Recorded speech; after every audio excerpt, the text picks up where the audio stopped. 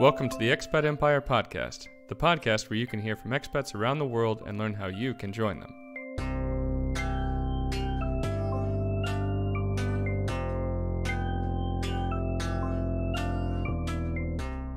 Hi everyone, thanks for joining us today for the 15th episode of the Expat Empire Podcast. Before we jump into today's interview, I want to give you all an update on Expat Empire in the midst of the current coronavirus pandemic. It is never clear what to say during trying times like the ones we are going through right now. I do not want to give any generic thoughts and prayers style statements that may come off as trite or insincere to the people who are really struggling around the world right now. I am sure that most things that need to be said have already been said countless times by people who are much more eloquent than me, so I will just take a minute to speak from my perspective about how this crisis has affected the broader Expat Empire community. If you have been following Expat Empire on Facebook, you may have heard that we started the first Expat Empire meetup here in Porto, Portugal in February. We just had our second event on March 9th, and it was another great turnout with a good mix of repeat visitors and new faces. While we were still a little hesitant to shake hands, we were not generally too concerned about the virus at the time. When the night finally wrapped up after several hours of interesting discussions about people's experiences living around the globe, I left the event feeling confident that the group would continue to grow in strength and community over the next few months. All of those feelings changed very quickly. No events have been held anywhere in Porto since the following Friday night, March 13th, and the situation progressed to require a state of emergency declaration for the country on March 18th. Here in Porto, the streets are empty, and almost all restaurants and cafes across the city have closed for an indeterminate period of time. Pharmacies and supermarkets usually have long lines stretching around the block, with people standing at least 1 meter apart. We are still at the beginning stages of figuring out what this means for our daily lives here, and we are just as uncertain as the rest of the world on how the situation will develop in the next days, much less in the next weeks and months. As a lifelong expat, I know that wanderlust runs deep in my blood, and so the isolation and feeling of being stuck at home due to the self-quarantine can be difficult to deal with on a day-to-day basis. I want to release this episode about working around the world so that some of our adventure-seeking listeners out there can get a short escape from the boredom and monotony that comes with spending all day inside. Others may be thinking about using this unfortunate situation as an opportunity to make a significant life change and try moving abroad for the first time after the dust settles on this crisis. So hopefully, this episode will give those of you out there additional inspiration and energy to make it happen. If there is anything that we can help you with as you think about your next steps in your journey abroad, please reach out to us at expatempire.com. Whoever you are and wherever you are, please be sure to give and receive support from your friends, family, and fellow expats during this tough time, as we all do our best to navigate through this challenging situation. With that in mind, let's introduce our guest for today's episode, Derek Stratt. Following acquiring a taste for being abroad during a trip to Peru for his 30th birthday, Derek decided to leave the metropolitan jungle of New York City to pursue a simpler life abroad teaching English. Following a TEFL course in Peru, he has since worked in South Korea, Malaysia, Chile, and the UAE in a multitude of roles related to English teaching. Without further ado, let's start the conversation. Hey Derek, thanks so much for joining us today on the Expat Empire podcast. David, it's a pleasure to be here on your first few episodes. Thank you. If you could tell me a little bit about your background, where you're originally from, where you've lived before, and where you're currently living, that'd be great. Sure. I grew up in the U.S. From New York and New Jersey, and I've traveled around a bit. I've been living in Korea. I was living in Korea, Malaysia, Morocco, Chile, and now I'm currently in the UAE outside of Dubai. Wow, that's quite a lot of places, and I'm excited to talk about each of those. Yeah, hopefully we have time. Yeah, exactly. So what was your childhood like, and were there any particular experiences that really drove you to wanting to see more of the world, to travel to, and particularly to live and work abroad? Well, I always had a pull to go. I grew up in a small town in New Jersey, and I just always had a sense that there was more out there. And for me, that meant New York City, and I always thought I'd move to New York City, and that would be the big apple, and everything would happen. And then once I got there, I said, maybe there's a little more beyond New York City. So I took a trip on my 30th birthday, and we went to Peru, to Machu Picchu, and that was the trip that really set me on my travels, because I just said, there's so much more world to see. I've got to get out there and see it. Yeah, that makes perfect sense. And as you mentioned, first you tried, moving to New York and getting that big city experience. Was there anything in particular about that sort of over time made you realize that actually that didn't solve that yearning or desire for something bigger or crazier? Going from a smaller city to a big city, I also had that experience, and I thought maybe that would solve my wanderlust, and I also found that it didn't. And I'm just curious about your experience and why that might be the case for you. Yeah, that's a good question. I realize I just jumped about 18 years on you. No problem. But yeah, to be honest, it was the stress of the city that really did it for me. And if I'm going to be really frank with you, I think it was more about trying to escape that. And I found a more relaxed lifestyle abroad in South America. So I think that looking back, it was a good thing to have that stress in New York, and that sort of rat race grind propelled me to search outside. And when you decide to make that your next step, at least moving abroad, did you decide first to continue in Peru, or how did you make the decision as to where to move first, and how did you make that happen? Well, I fell in love with Peru instantly. And of course, as I'm sure you know, travel and working abroad are two different things. So the travel side of Peru was fascinating and exciting. And I went back and did my TEFL certificate in in Cusco, in the same place where I sort of fell in love with the country. And yeah, so I started my journey there, but it was quite different when you actually start living in a place. And I learned that in a few weeks, that it was not exactly the same thing. You actually had to make money. You actually had to function, differently in this society than if you were just a guy in a hostel, climbing a mountain, right? Right. So, what was the process like to getting your TEFL certificate? What was required? How many months did it take? And what recommendations would you have for other listeners that are interested in potentially doing that in the future? Yeah, that's a great question. I often wonder about that now as well, because I did my TEFL in 2006. So at that point, the industry has changed a bit, quite a bit since then, and any basic TEFL could have gotten you a job in Asia or something. And now I believe the standard has gone more towards CELTA, and the Cambridge version of the TEFL. It's a bit more recognized in jobs abroad. So I'd also recommend going for a teaching certificate in your home country. That also helps a lot. I think TEFL is important, and if you could get TEFL, it's good. But if you're gonna go now and decide, I would say go for the CELTA, and then also consider the teaching certificate in your home country. Those two things should be good enough to get you most basic ESL jobs abroad. Thanks for that information. So, what were you doing exactly in New York before you decided to make the jump abroad? And had you ever considered teaching English abroad before? Well, I was an actor in New York for 8 years, and and as you know, the old stereotype of actor, you also are a bartender at times, or a waiter.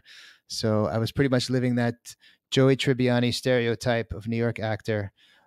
However, I started not to get as much work. And I came back from Peru, and I found a ESL school in New York, and immediately fell in love with teaching these guys in New York, who were all over the world. I had Peruvians, I had Brazilians, Japanese, Koreans, all these multinationals in my class.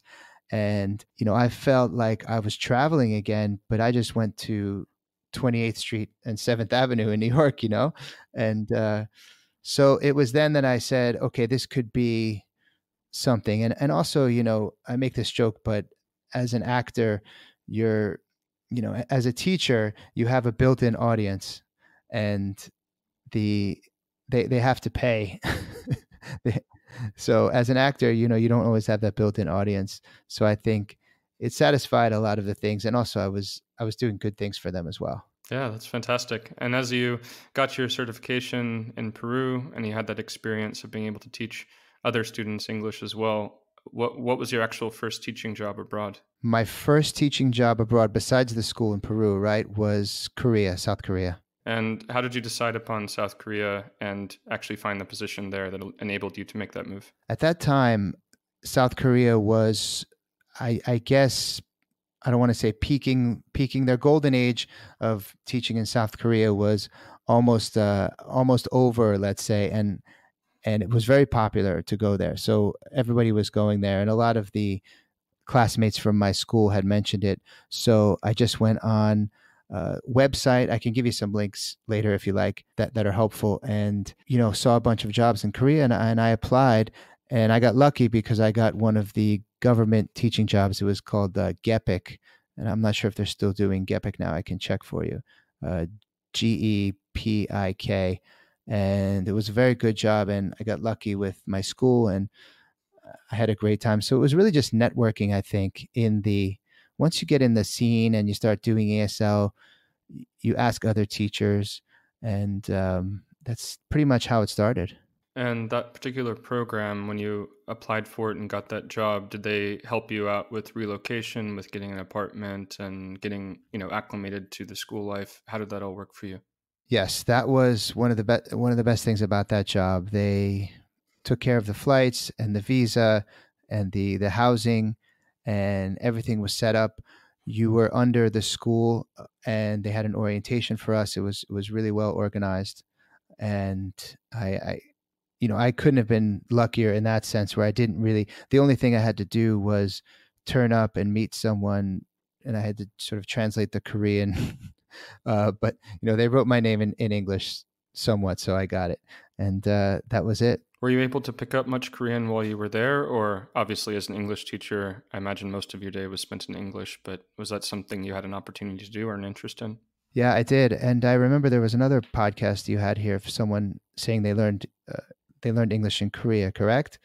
That Right. was I was listening to that, and I had a very similar experience, and I agreed with that episode as well, because it's the most important thing I did was to learn Korean right away. I went to one of those speaking, they call them a speaking cafe, and you would partner with a local Korean who wanted to learn English, and you would essentially do a language exchange in the cafe, and it was like a club.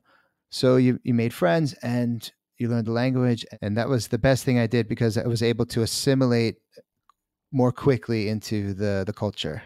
Were you actually making friends through that route and actually making local friends, or did you make most of your acquaintances and close friendships through work or through meetup groups, or how did you actually build your network and community in Korea? Well, I was working in a school where I was the only foreigner, so I had I had a forced group of Korean friends there, and I didn't have any other foreigners around. So I was forced to learn Korean in a way, which was a good thing. The groups and cafes was one way to do it. Um, at that time, again, this was 2009, so I'm sure it has changed a bit. It was, we weren't so much into the online meetups and things like that. It was more like if you saw a foreigner walking around, you might strike up a conversation, because the town was quite far from Seoul. For the town that you were placed in, was that figured out by the government's program, or did you have a say in it? How did that work? That town was completely figured out by them. It was a program, so yeah. And how did you find being outside of the big city? Was that sort of freeing and enabled you to kind of, I don't know, pursue a different type of life outside, like you mentioned, getting away from New York and the big city? Or would you have preferred to see some more of the activity and things to do in Seoul? At first, I thought I wanted more activity, and I thought that I wanted more foreign friends, things like that. I would be a little envious when I, took the long bus ride into Seoul and saw these groups of expats. But now, looking back, I think it's the best thing I did, because I really learned the cultures and customs, and I was able to make some decent connections with local Koreans. And I don't think I would have learned as much Korean as I did had I lived in Seoul, you know? Absolutely. I'm sure it made you be a bit more self-reliant and certainly gave you a different set of experiences than if you'd lived in Seoul, where there certainly are a lot more foreigners, I would imagine. Yeah. And it was, the first few months were lonely and that was hard. But I think, like I said, looking back, it was the best thing that I did. Like, I think you said self reliant. Yeah. I had to figure it out. You have to kind of look and say, okay, it's just me. I can barely figure out how to order food. So, what am I about? And let's get into that book that I wanted to do, or write that journal I wanted to write, and all these things you get to do. Yeah, definitely. So how long did you spend in Korea overall? I was in Korea for 2 years.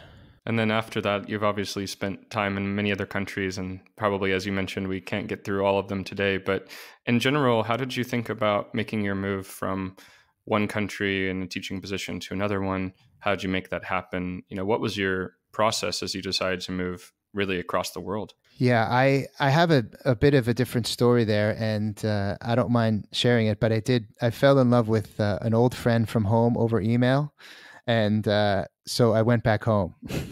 And this was the time I didn't even have WhatsApp at the time, so we were writing each other these love letters, and I said, okay, I'm going to finish my contract, and I'm going to go home to be with this girl. And we had just this beautiful email romance. So it wasn't so much a decision on country; it was more just a decision of the heart.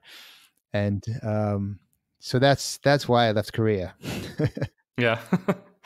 And then from there, so you went back to New York, I guess, and what was your thinking as that relationship and your life developed from there? Well, when I went back to New York, we immediately met each other and realized it was a mistake. It was one of those things where, what did I do? I immediately contacted my recruiter. I said, can you get me back to Korea? They said, no, not right now, because it's a process to do that. So I repatriated for a bit, and I had the reverse culture shock going on for a while.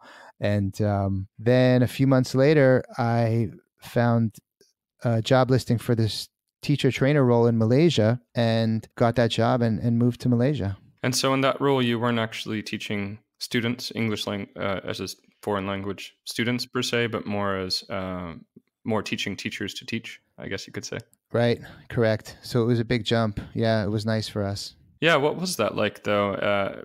Moving from, you really enjoyed being on the stage in front of younger students, but now teaching other expats the ropes. It was fantastic because now we did workshops, and we didn't have the regular class schedule, so it was a bit more freedom. I like to think it was as if go from high school and then you go to university, where you have a bit more free time.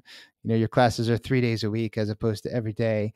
And so we had a bit more freedom. We had bigger audiences of adults, which is always different because the behavior management's different. And I loved it. It was a wonderful opportunity. Malaysia was great. Yeah, and so going into Malaysia a little bit, so you left Korea, you had your experience there for a couple of years and got acclimated to that environment. You went back to New York and had to readjust to the American way of life. And then going to Malaysia, which I suppose was maybe your first time there. What was that experience like for you, and how did you get adjusted and acclimated to that new environment? I thought at that time, this is a very interesting question, because I always thought that if I changed the country, I would change my problems, or I don't want to say problems, but my things I didn't like, either about the way I was behaving or myself or the way my life was going. I thought, I'll just change the country and everything will be fine. And that was sort of my naive approach when I went to Malaysia. And I realized that, you take the same head with you, you take the same person, the environment changes. But so it was good because I had the same patterns arise as in Malaysia as Korea. And this time I was able to say, okay, maybe it's not the country, maybe it's me. And I got a chance to work on them. One of the examples I could give you was the lonely part of in the beginning. And I think I had emailed you when we were talking before about 3, 6, 9 months or something. And what I realized was, and I don't know if this is for everyone, but for me, the first 3 months were sort of filled with adrenaline and excitement. Everything's new. And then the following 3 months were sort of the opposite, because now it was nothing was new anymore, but I didn't know anybody, and it was a bit lonely. And so I found that pattern again in Malaysia, and I recognized it. I said, okay, maybe there's something to this. Maybe I need to just stick it out, do the things that worked in Korea, like finding friends, going to clubs, and assimilating into the culture as I can, to and just go through it. Understand that it's a process. And how did it adjust from the 6 months on and, into your couple years that you were in Korea and now you've been in multiple countries for a couple years each? Yeah, I wonder if everyone has that experience. I'm sure it's not the same timeline, but I do notice that as time goes, the absorption into the culture becomes, it's different levels. And even so, 6 months to a year was another experience for me. It was more about not being so lonely, not being so excited, but finding a middle ground. And then I think after I'm in a place about a year, I feel almost more like a local.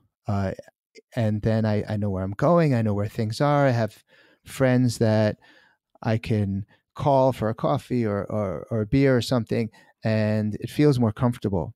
So that was interesting to experience that after a year. And then going Malaysia, I went for a third year, which was a whole new thing for me, because that was the first time I spent more than 2 years abroad. So was it because that experience working at that job was so positive, or what about it made you decide to stay even longer? It was a combination of things. The job was really, it was a very good experience for all of us. I loved the country, and we were making a good wage. And the great thing about Malaysia is it's so centrally located to so many cool places, travel places in Asia, Southeast Asia. I don't know, have you been there? Yeah, yeah, and I completely echo the sentiment. Right. So I was living in Malacca, which is 2 hours from KL, Kuala Lumpur, and I was on a bus, or I took a car to the airport, and I could be in Bangkok or Indonesia or Cambodia in a couple of hours. It was great. So then you did 3 years there and you felt more like a local. Why did you decide to move once again? That At that point, actually, there was no love interest in New York, so it was actually, the contract ended, and we were done. So I finished my contract, and I had a bit of savings, so I decided to one more time give New York a try and repatriate again. What did you find when you got there this time? Did you have some of the same readjustment challenges, or did you find it easier now that you'd been away long enough? Maybe you'd gotten a bit homesick or something like that? Yeah, I thought at that point, I said, well, I've done now about 5 years abroad. Let me try home. I missed my family. I have great friends at home, and I didn't miss so much home. I missed the people a lot. I wish they would just come to Malaysia. I said, why don't you why don't you guys come to Malaysia? It's We can all live here, but of course you can't uproot all your family and friends. So I thought I would give it a try. And at this point, I had done a really smart thing, which I would recommend to all your listeners. Is I got my master's distance learning while I was in Malaysia. So I made good use of my time there by doing that program. So I left Malaysia with a good amount of savings and a master's degree. So I thought at that point, well, I can go teach in a university in New York. So I thought that's what I'd do. And did that manage to work out for you, or did you get attracted to yet more opportunities abroad at that point? Well, it did actually. I worked in a university in New York. I worked in the City College of New York, CUNY they called it, and sorry, City University of New York, CUNY. And the thing I found out was that, I was an adjunct professor, but the perks were not as good as abroad. The pay was not as good, and New York was more expensive. So those things that I got abroad, like uh, my housing, my flights, and medical insurance, for example, I didn't have, and it became again a bit of a struggle to make it. How do you feel about that now, looking back at it, thinking that it's actually maybe an easier and more comfortable life living abroad as opposed to actually where you're from and even working at a university, which was your goal at the time? It's it's frustrating in a way to me because I really do want to be around my friends and family, and I but I also don't want to take a job that I'm not good at or you know qualified to do, right? So it's sometimes a bone of contention between me and my family and friends, and they say, "Well, just stay here and get a job." And I get a little angry and I say, "Well, fly me, buy me a flight and give me medical insurance, and I'll stay." And it's not the right reaction to have, but I mean, it's frustrating. So I really don't know the answer, to be honest, but you know, something would have to change. Either the system there or my profession would have to change for me to do that now. That makes perfect sense. I can definitely identify with that. And there's even times where you want to say, guys, I've spent thousands of dollars coming back to see you every Christmas. Can you just come out here for a couple weeks and hang out? Or, it should be more of a two-way street. But unfortunately, most of the people are back there. So you're kind of have to do it anyway. So as you saw that maybe that career and the opportunities that were available to you at CUNY were not as attractive as you'd hoped, did you take a look back at some of those job boards and re-engage with the opportunity to live abroad again? I did, and I was forced to work again in a bar restaurant when I was because I couldn't quite make my rent just from the adjunct professor job. So that really propelled me into it again because I thought at this point I was almost 40 years old and I was bartending again. It's not what I wanted to do, and but I'm grateful that I had it because it was good money and I was able to support myself.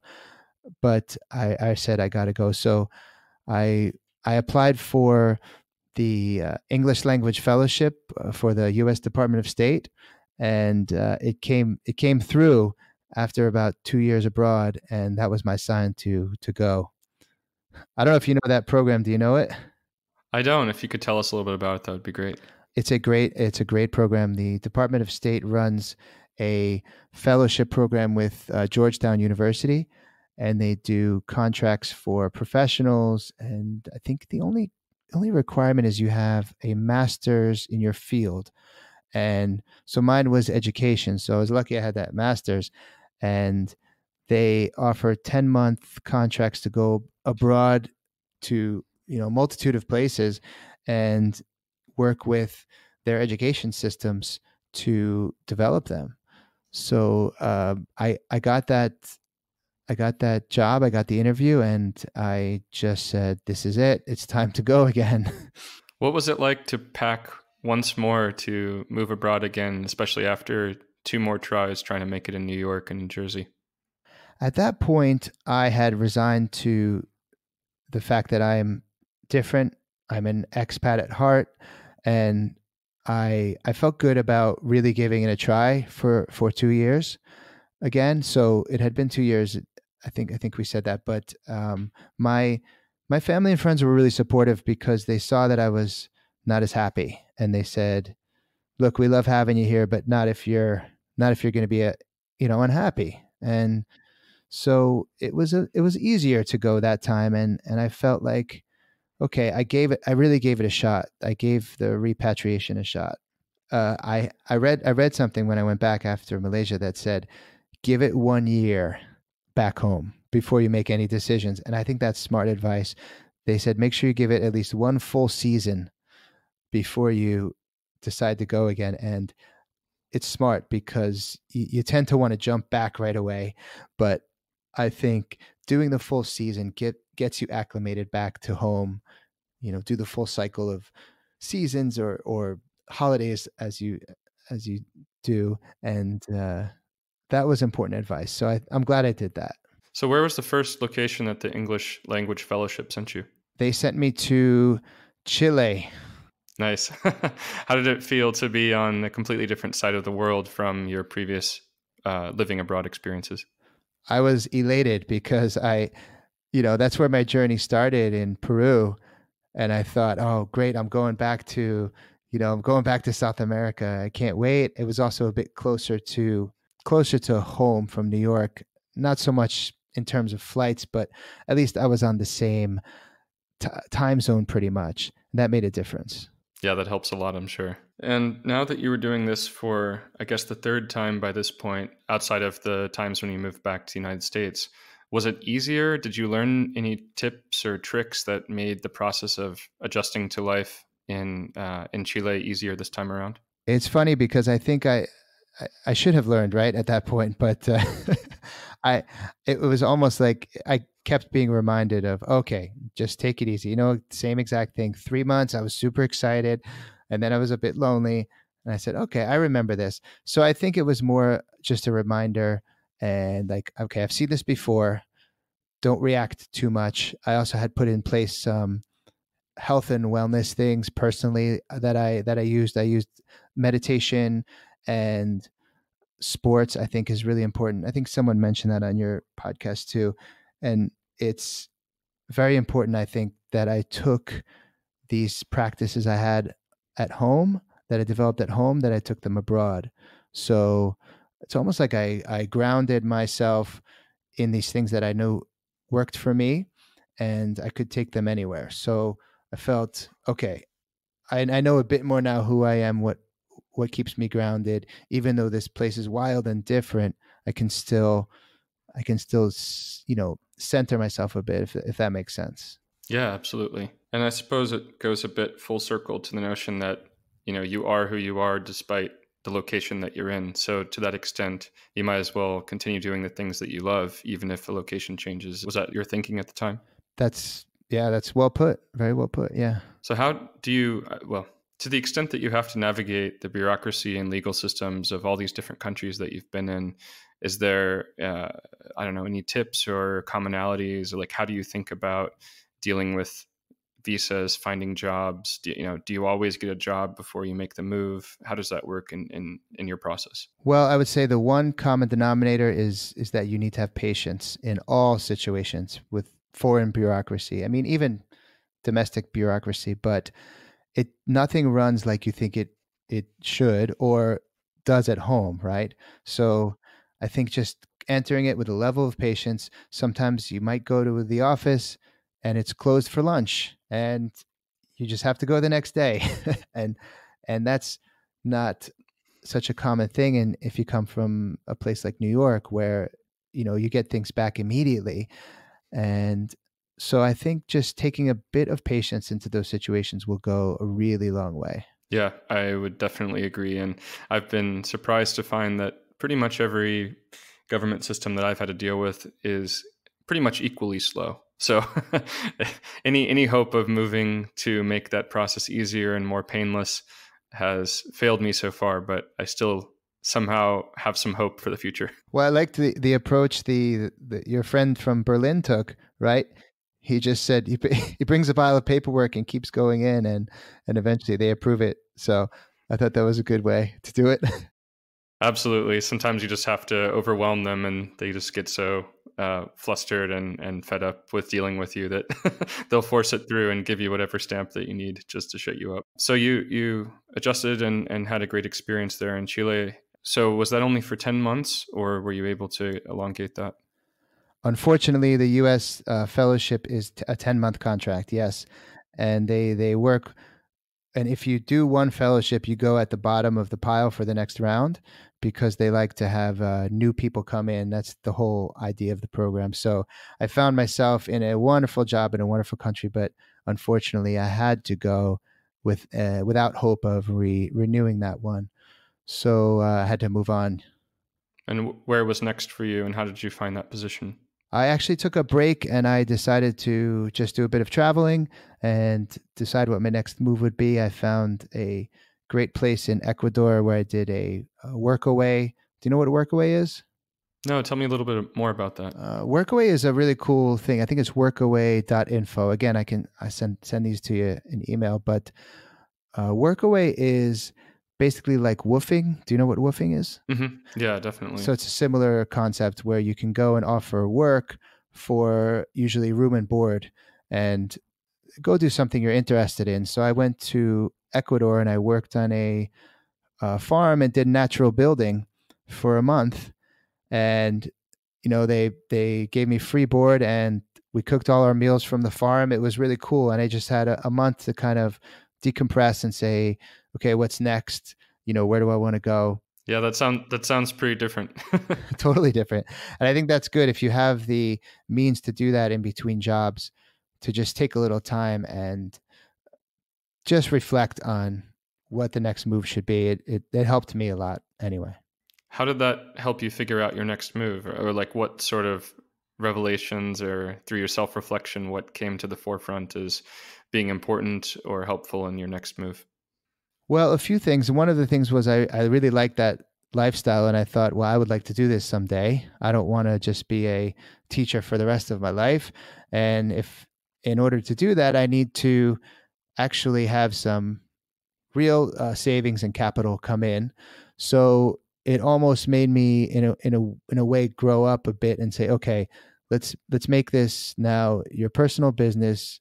Set a goal and make sure you have enough money where you can actually do something like this, purchase a property, and start this kind of initiative when you're ready. So that propelled me to go to the Middle East, because currently in the ESL world, the Middle East is the highest paying gig you could get. So yeah, it's clear that that was definitely a big mindset shift for you and made your next opportunity a bit more clear. Given the entire world in front of you, it made it easier to narrow things down, I suppose. Yeah, it was. It was an important time. Now that you're working in the Middle East in another English teaching job, and you're thinking about the future and how you can build wealth in order to have the lifestyle that you want, maybe on one of those natural farms somewhere in Ecuador, what tips and advice do you have for our listeners about how they can best utilize their salaries and keep and put money away toward building toward their goals while they're in an English teaching job or just working abroad in general? It's something that I have surely struggled with abroad, is saving enough money. I was never great at it. I always had enough money, but I would say it's the basics of saving is something my grandmother taught me, is just pay yourself first. And I heard that in from her a long time ago, and that's always rung true with me. And basically, what that means is whenever you get your paycheck, because usually on these jobs we get paid monthly, and that's kind of a lot of money in one time. So you go, oh well, I'll just buy all this stuff, and I think the first thing I do when I get paid is I pay myself. And what I do is I take that money and I put it into a savings account, and whatever amount of money you allot, it's fine, but make sure that that's the money you pay first, before rent, before anything. And then whatever's left, then you pay your bills, you pay your important things, and then what's left from there is your spending money. And this way it's almost like you treat your savings as a bill, because you would never like not pay your rent, right? But not paying yourself or your savings, sometimes you don't do that in the month. So I think if you just make that a priority, and then you can extrapolate from there. Or I guess you want to do like the big view instead, say like the overhead view or the overview of what you want to save, and then just break it down per month, what you need to put in per month. That's worked for me, so that I just know that the most important thing to pay is my savings. That's why I'm here. It's not that trip to Thailand that I want to take, or that cool new bike that I want to buy.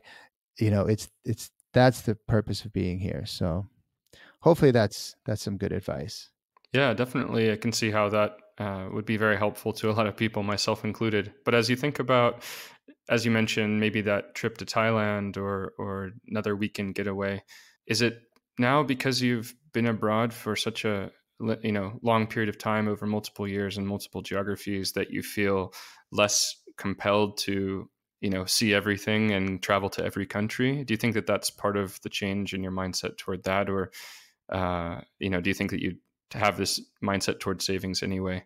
That's a really good point, and you might be onto something there, because I think at this point I have seen over 50 countries, and I know which ones I'd like to go back to. I don't have as much wanderlust now as I did, but I think now my thing is more about having meaningful experiences in countries as opposed to just a quick vacation.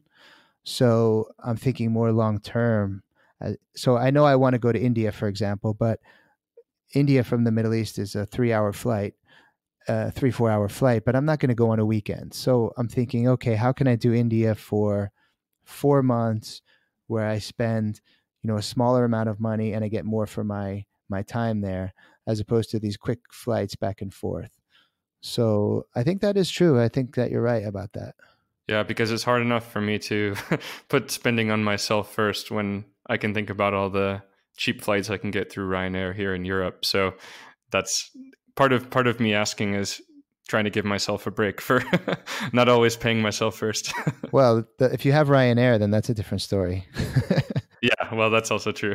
But don't you guys have good train system there? Yeah, we do have a great train system as well. And even coming for me from Tokyo now to Berlin, it's just the wealth of opportunities for cheap travel. Of course, Japan has plenty of travel opportunities and great trains and everything else, but it can get very expensive. Even just going across the country round trip could be, $300 or something like that.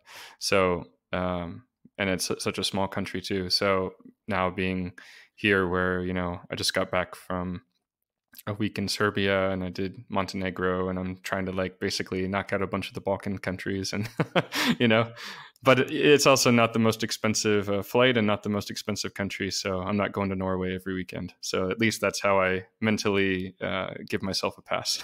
Well, it's enticing, and I got to be honest, I just went to Cairo last weekend because the Red Hot Chili Peppers were playing there. So I don't always take my own advice, but I did pay myself first that month. So I thought, okay, this is a ticket I have to just jump on. So Yeah, I don't blame you. That sounds like an awesome time. yeah, it was worth it. So is there anything else that you'd like to tell our listeners before we wrap up?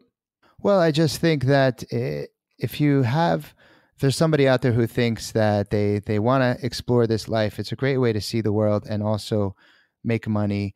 And not I always looked at teaching abroad as a way to travel without watching my savings go down. Instead, I watched my savings go up, and I think it's a different type of travel. You learn different things, but in the end, you get usually a good bonus, and you get some time off to travel in between, and you learn some things about yourself.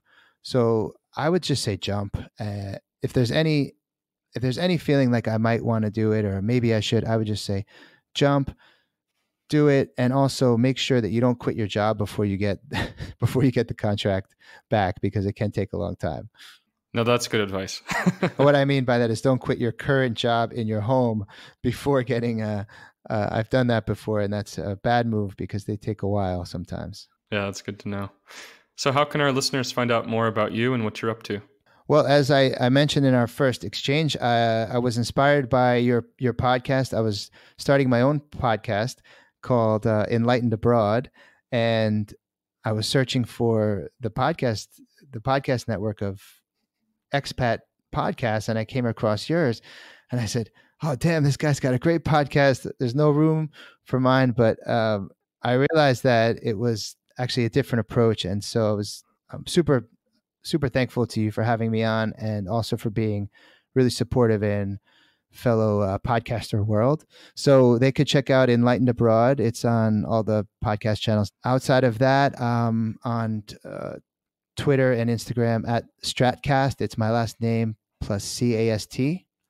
So that's where I'm launching all of my blogs and podcasts from. So I used my last name plus cast instead of podcast. I like it. Thanks. I'll be sure to put links to it in the show notes, and definitely appreciate somebody else trying to take on the world of expat podcasting and getting the word out about the great life that we have out here and the opportunities for people around the world. So yeah, I'm happy to share that also, because it's more about searching for meaningful experiences, spirituality, things like that abroad. And I have some cool guests on as well. So I think it could be, I think there's space for all of it, Absolutely. Well, look forward to seeing how things evolve for you and where the world might take you next. Thanks so much for sharing your experiences and your story, and look forward to talking to you soon. Thanks for having me on.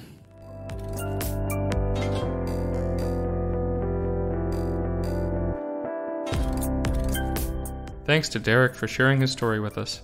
You can find the full transcript from today's episode at expatempire.com. Music on this episode was produced by Eli Hermit. Please check him out on Bandcamp and Spotify. If you enjoyed today's episode, please take a minute and give us a 5-star review on iTunes or wherever you listen to your podcasts. It helps new listeners find us and lets us know that we are putting out content that you appreciate. Keep up to date on new Expat Empire podcast episodes by pressing the subscribe button in the podcasting app of your choice. You can also visit expatempire.com and sign up for the newsletter to get notified about new podcast episodes and receive a ton of free expat and travel-related content. We're also on Facebook at Expat Empire, so be sure to follow us there. Thanks for listening, and stay tuned for the next episode in the coming weeks.